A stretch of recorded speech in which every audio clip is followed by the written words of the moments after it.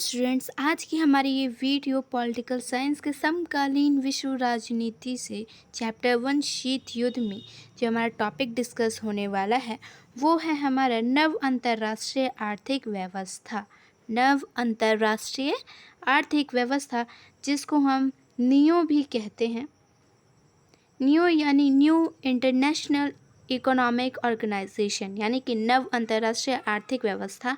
इससे आपको question put up किया जाता है कि नियो क्या है और उसकी मांगे क्या थी। तो आपको इसमें कंफ्यूज होने की कोई ज़रूरत नहीं है। नियो का मतलब ही है नव अंतर्राष्ट्रीय आर्थिक व्यवस्था। ठीक है, ओके, चलिए तो हम अपनी वीडियो को आगे बढ़ाते हैं। देखिए नियो क्या था इसमें। देखिए पहले, गुटनिरपेक्ष देश शीत युद्ध के दौरान महज मध्यस्थता करने वाले देश भर नहीं थे।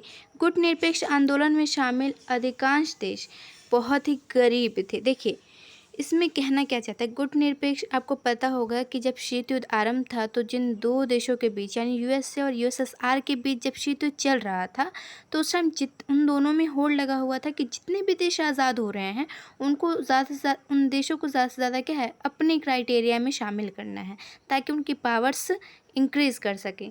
ठीक है, लेकिन ऐसे में हुआ क्या, उसी टाइम भारत भी आज़ाद हुआ, लेकिन भारत ने क्या किया कि इन दोनों ही देशों में शामिल होने से मना कर दिया। इसने क्या किया कि इन दोनों ही देशों से अलग रहने की नीति अपनाई, जिसको गुटनिरपेक्षता की नीति कही गई थी। ठीक है, तो आई होप कि गुटनिरपेक्षता की नीति आप समझ गए होंगे कि गुटनिरपेक्ष का मतलब है कि दोनों गुटों से अलग रहने की नीति। ठीक है, पहला गुट यानी कि यूएसए जो पूंजीवादी था, दूसरा था यूएसएसआर जो साम्यवादी था। तो इन दोनों गुटों से अलग उसने अपनी एक नीति बनाई। किसने? भारत ने, जिसको गुटनिरपेक्ष नीति कहा गया। और इसके शुरुआत में 5 संस्थापक देश थे और उसके नेता थे, तो वो आपको पढ़ना है, सो आप याद कर लीजिएगा उन्हें। ठीक है, चलिए तो हम अपनी वीडियो में आगे बढ़ते हैं। तो यहाँ पर बोलना क्या चाह रहा है कि गुटनिरपेक्ष आंदोलन में शामिल अधिकांश देश गरीब थे। देखिए क्योंकि भारत भी जब आज़ाद हुआ था तो उसका इकोनॉमिक लेवल ज़ीरो था, एकदम डाउन था। उस टाइम जितने भी देश आज़ाद हो रहे थे उनका क्या इकोनॉमिक कंडीशन इतनी ज़्यादा ख़राब थी कि सबसे ज़्यादा उनकी ज़रूरत थी क्या कि वो फर्स्ट ऑफ ऑल डेवलप कर सके। ठीक है, अपनी इकोनॉमिक लेवल को वो क्या करे, डेवलप कर सके।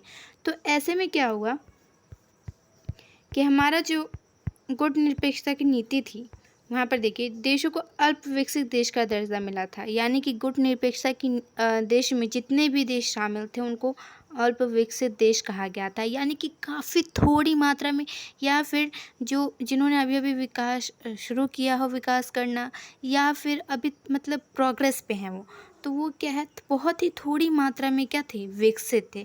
तो इसलिए उनको अल्प विकसित देश कहा गया या उनका दर्जा दिया गया था। ठीक है, तो इनके सामने सबसे इम्पॉर्टेंट चुनौती क्या थी कि आर्थिक रूप से और ज़्यादा विकास करने तथा अपनी जनता को गरीबी से उभारने की थी। यानी कि इनके सामने जो मेन जो चैलेंज था वो था क्या कि ये अपनी आर्थिक व्यवस्था में सुधार कर सकें, अपना डेवलपमेंट कर सकें, ज़्यादा से ज़्यादा क्या जनता को गरीबी से उभार सके। वरना अगर ऐसे सिचुएशन में अगर वो गरीबी से उभरते नहीं तो ऐसे में क्या होता, उनका टिकाऊ विकास नहीं हो पाता, यानी कि जो लंबे समय तक हो। ठीक, दूसरी क्या होती है कि यहाँ पर धनी देशों पर निर्भर रहना पड़ता। यानी कि जब जाहिर सी बात है कि जब उनकी इकोनॉमिक कंडीशन इतनी ज़्यादा ख़राब है तो उनको मतलब उनको अपना डेवलपमेंट के लिए कुछ न कुछ किसी न किसी देश की सहायता ज़रूरत पड़ेगी, जिससे वो आर्थिक सहायता ले सके। ठीक है, तो ऐसे में क्या होता है कि उनको जो धनी देश हैं उन पर निर्भर रहना पड़ता और इससे वो क्या बन जाते, उपनिवेश बन जाते। ठीक है, तो उपनिवेश के उसमें शामिल हो जाते, कैटेगरी में शामिल हो जाते ये। यानी कि कहने का मतलब क्या है कि आज़ाद होकर भी ये किसी और गुट में शामिल होकर क्या उनको उनकी गुलामी करनी पड़ती। यानी कि एक तो भारत अलग ही गुलामी से आज़ाद हुआ था, दूसरी तरफ अगर वो क्या करता कि दोनों गुटों में शामिल हो जाता किसी एक में तो उसको वहाँ पर भी गुलामी करनी पड़ती।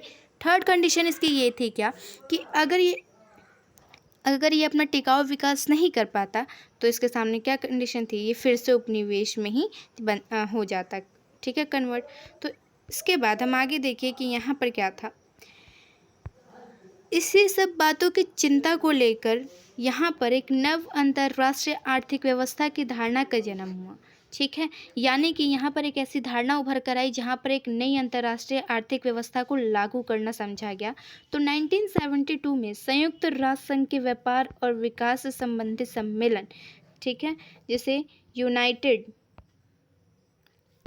देखिए यहाँ पर जिसे United nation conference on trade and development, जिसे अंकटाड भी कहा जाता है। ठीक है, तो यहाँ पर जो था अंकटाड, यहाँ पर देखिए अंकटाड जो था तो उसको आप क्या कह सकते हैं, United nation conference on trade and development. याद रखिएगा, ये आपको क्या है ऑब्जेक्टिव क्वेश्चन में पूछा जाता है कि अंकटाड की फुल फॉर्म क्या होती है। ठीक है, चलिए आगे हम देखते हैं। आगे जो हमारा आता है वो है क्या कि जब इस रिपोर्ट को प्रस्तुत किया गया था, कहाँ पर किया गया था, यूएनओ के सामने, संयुक्त राष्ट्र संघ के सामने इस रिपोर्ट को जब लागू किया गया था। ठीक है, तो यहाँ पर हुआ क्या है कि यहाँ देखिए इस रिपोर्ट में कुछ बातें कही गई थी। ठीक है, इस रिपोर्ट में कुछ ऐसी बातें कही गई थी यहाँ पर आपको समझनी ज़रूरी है। देखिए यही थी क्या, नियो की मांग थी। ठीक है, जैसे कि यहाँ पर आपने पहले पढ़ लिया कि नियो आखिर क्या था, नव अंतर्राष्ट्रीय आर्थिक व्यवस्था क्या थी, तो ये एक ऐसा प्रस्ताव था जिसके ज़रिए अल्प विकसित देशों ने ये प्रस्ताव रखा था। उनके उस प्रस्ताव में उनकी कुछ मांगे थी जिनको पूरी करने की मांग थी। ठीक है, तो वो मांगे क्या थी, नियो के ज़रिए आखिर मांग क्या की गई। देखिए पहला मांग था कि अल्प विकसित देशों को अपने उन प्राकृतिक संसाधनों पर नियंत्रण प्राप्त होगा जिनका दोहन पश्चिम के देश विकसित देश करते हैं। यानी कि यहाँ पर कहा गया कि अल्प विकसित देश जो हैं, जिनको अल्प विकसित देशों की कैटेगरी में जिनको शामिल किया गया है, उनको उस संसाधनों का मतलब लाभ मिलना चाहिए जिनका यूज़ क्या है, पश्चिम के देश यानी विकसित देशों को पश्चिम का देश कहा गया है यहाँ पर, जो विकसित देश कर रहे हैं, ताकि उन संसाधनों का उपयोग वो भी करके क्या है अपना आर्थिक विकास कर सके। आगे देखिए, आगे कहा जा रहा है क्या इसमें, दूसरी जो मांग थी उसकी कि अल्प विकसित देशों की पहुंच पश्चिमी देशों के बाज़ार तक होगी। यानी कि जो अल्प विकसित देश जितना भी प्रोडक्शन करेंगे उनका जो पहुंच है वो विकसित देशों तक भी होना चाहिए, ताकि उनके जो विकसित देश हैं उनके जो प्रोडक्ट्स आके भारत में बिकते हैं उसी तरीके से भारत के प्रोडक्ट भी क्या है विकसित देशों में बिके, ताकि उनको वहाँ से भी लाभ हो सके, वे अपना सामान बेच सकेंगे और इस तरह गरीब देशों के लिए ये व्यापार का क्या है एक साधन यानी फ़ायदेमंद होगा, साधन बन जाएगा। इस तरीके से अगर उनका प्रोडक्शन काम आ गया अगर विकसित देशों के बाज़ार में, तो क्या हो जाएगा, इनको काफ़ी ज़्यादा बेनिफिट होगा। ठीक है, आगे देखिए हमारा थर्ड पॉइंट जो है, थर्ड मांग जो थी नियो की, वो थी पश्चिमी देशों से मंगाई जा रही प्रौद्योगिकी की लागत कम होगी। यानी कि देखिए मैंने आपको इससे पहले एक पॉइंट बताया क्या कि अगर कोई भी अविकसित देश है जो ज़ीरो से स्टार्टिंग कर रहा है, तो डेफिनेटली उसको किसी न किसी देश से आर्थिक सहायता की ज़रूरत ज़रूर पड़ेगी। ठीक है, तो यहाँ पर देखिए कि जो अल्प विकसित देश थे उन्होंने क्या किया, अपने डेवलपमेंट के लिए कुछ प्रौद्योगिकी यानी टेक्नोलॉजीज़ को मंगवाए थे। कहाँ से, विकसित देशों से, पश्चिम के देशों से। ठीक है, तो जब उन्होंने अपनी टेक्नोलॉजी को मंगवाया तो उसमें उनका जो प्राइस था वो काफ़ी ज़्यादा था। तो इनकी मांग क्या थी तीसरे नंबर पे कि जो टेक्नोलॉजीज़ हम मंगवा रहे हैं उनकी कीमत कम हो, जिससे कि हमें क्या है देने में आसानी हो सके। ठीक, आगे देखिए हमारा फोर्थ पॉइंट क्या बोल रहा है कि अल्प विकसित देशों की अंतर्राष्ट्रीय आर्थिक संस्थानों में भूमिका बढ़ेगी। यानी कि जो इंटरनेशनल लेवल पे जो जितने भी संगठन हैं जैसे यूएनओ ही है, तो उसमें बहुत सारे देश यानी कि विकसित देशों की भागीदारी है। ठीक है, विकासशील देशों की भागीदारी। ठीक उसी तरीके से ये जो अल्प विकसित देश थे इनका भी कहना था कि अल्प विकसित देशों की अंतर्राष्ट्रीय आर्थिक संस्थानों में यानी कि इंटरनेशनल लेवल पे जितने भी संस्थान हैं उनमें उनकी भूमिका बढ़नी चाहिए, ताकि वहाँ पर वो अपनी मांग रख सकें और क्या है अपनी मांगों को पूरा करवा सकें। ठीक, तो इस तरीके से हमारा जो कंप्लीट हुआ है नियो क्या था और नियो की मांगे। होप कि आपको ये वीडियो समझ आई होगी। Thank you.